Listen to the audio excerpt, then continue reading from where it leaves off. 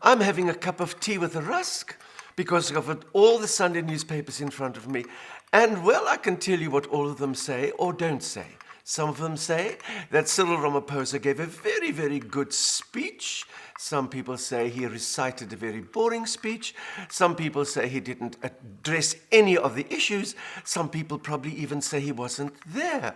But let me tell you, he was there. And he made a very, very good speech because all he said was, we can make it work together.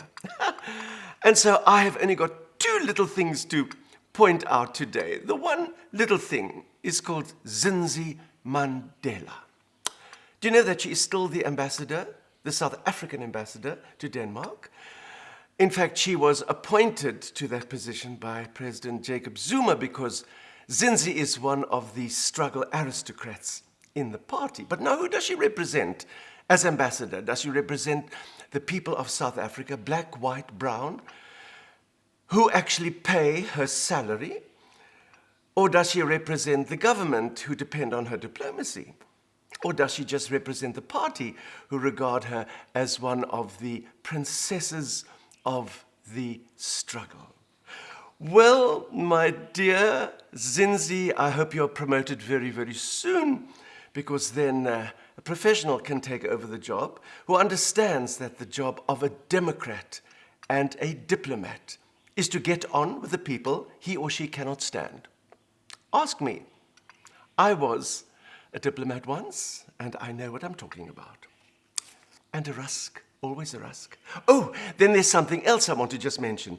There is a lot of buzz and Twitter about all the former cabinet ministers who didn't make it into President Ramaphosa's cabinet, who have now resigned their posts.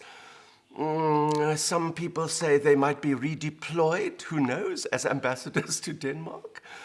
Well, of course, most of them don't want to lose their pensions as former cabinet ministers. And of course, they deserve those pensions because they worked so terribly hard in the government of President Jacob Zuma. They don't want to just sit on the back benches of Parliament as ordinary politicians. And I really suggest that they enjoy their pensions, although as former members of Jacob Zuma's cabinet, I think they should have their pensions taxed by 90%. That's one way to pay back the money.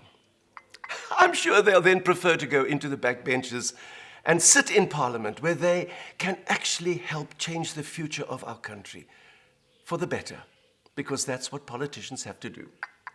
Oh, and today is the 200th episode of my Evita's Free Speech.